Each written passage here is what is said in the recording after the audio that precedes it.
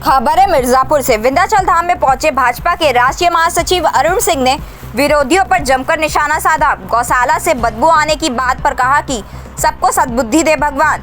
कहा कि जो लोग महाकुंभ की आलोचना करते हैं फिर जाकर डुबकी लगाते हैं। कहा कि जब प्रधानमंत्री नरेंद्र मोदी डुबकी लगाते हैं और त्रिपुंड धारण करते हैं तब सनातनियों को उन पर गर्व होता है। भाजपा के राष्ट्रीय महासचिव अरुण सिंह ने कहा कि विपक्ष के तमाम लोग सनातन के कार्यक्रम में भाग लेने से भी शर्माते हैं। उन्होंने कहा कि ट्रिपल तलाक और सीए का मामला आया तो काफ़ी हल्ला मचाया गया। कहा गया कि इससे नागरिकता छिन जाएगी। एक भी व्यक्ति की नागरिकता नहीं गई, जबकि ट्रिपल तलाक का लागू होने के बाद गरीब मुसलमान महिलाओं के हित के लिए काम किया गया। उन्होंने कहा कि वक्फ बिल पारित हुआ है, इससे गरीब मुसलमान और महिलाओं का उद्धार होगा।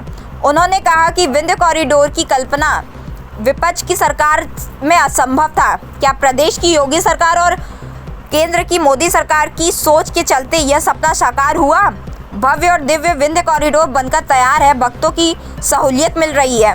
यह केवल बीजेपी के सीएम और पीएम ही कर सकते हैं। उन्होंने कहा कि जब प्रधानमंत्री गंगा में डुबकी लगाते हैं और सिर पर थाल लेकर त्रिपुंड लगाकर चलते हैं तो सनातनियों को गर्व की अनुभूति होती है। मिर्जापुर विंध्याचल से सूरज कुमार की रिपोर्ट। नवरात्र का पवित्र पर्व चल रहा है और पूरे देश भर में लोग उत्सव के साथ इस पर्व को मना रहे हैं। और यहाँ पे माँ विंध्यवासिनी के धाम पे लाखों की संख्या में लोग आते हैं और दर्शन करते हैं। मैं माँ विंध्यवासिनी से प्रार्थना करता हूँ कि सभी के श्रद्धालुओं के जीवन में सुख शांति और कल्याण करे। कभी नहीं किया था कि इस प्रकार का विंध्य कॉरिडोर होगा। श्रद्धालुओं के इस प्रकार का उनके पूजा अर्चना या अन्य सुविधाओं के लिए इस प्रकार का विकास होगा तो कल्पना से परे थी।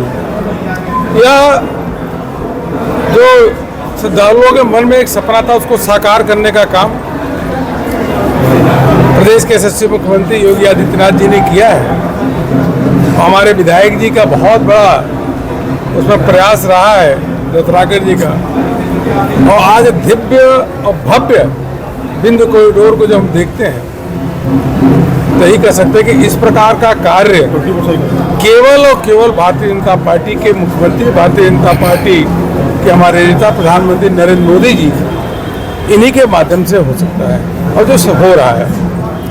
नवरात्र का समय चल रहा है और ऐसे नेता जो जिन्हें गौशाला से दुर्गंध आती है, ऐसे लोगों के लिए क्या कहेंगे? यही कहेंगे सबको सद्बुद्धि दे भगवान। और कुछ लोग ऐसे हैं कि जो पहले कुंभ का, महाकुंभ का आयोजन का आलोचना करते हैं और फिर जाके डुबकी लगाते हैं तो इस प्रकार के। लेकिन आप ये बताइए, जो आज की स्थिति है कि देश के प्रधानमंत्री गंगा मैया में डुबकी लगाते हैं, सर पे थाली लेकर के चलते हैं और त्रिकुंड लगाते हैं, तो करोड़ों जो हिंदू हैं उनको इस बात का गर्व की अनुभूति होती है कि हमारे प्रधानमंत्री जी इस प्रकार से सनातन होने पर उनको गर्व की अनुभूति हो रही है और ये संदेश भी देते हैं। उसी प्रकार से यहाँ के मुख्यमंत्री योगी आदित्यनाथ जी भाजपा लोग करके जब अनेकों कार्यक्रमों इस प्रकार से देखते हैं। क्या कल्पना कभी किया था कि दूसरे पार्टियों की सरकार, चाहे सपा हो बसपा, इस प्रकार का कोई काम कर सकती थी? नहीं, उनको तो शर्म आती है कि इस प्रकार के सनातन के कार्यक्रमों में, धार्मिक कार्यक्रमों में भाग लेने में और उसको दिखाने में। जी, भाजपा ने एक से बढ़कर एक काम किए हैं और वक्फ बोर्ड के लिए भी जो बिल पास किए उसके लिए क्या?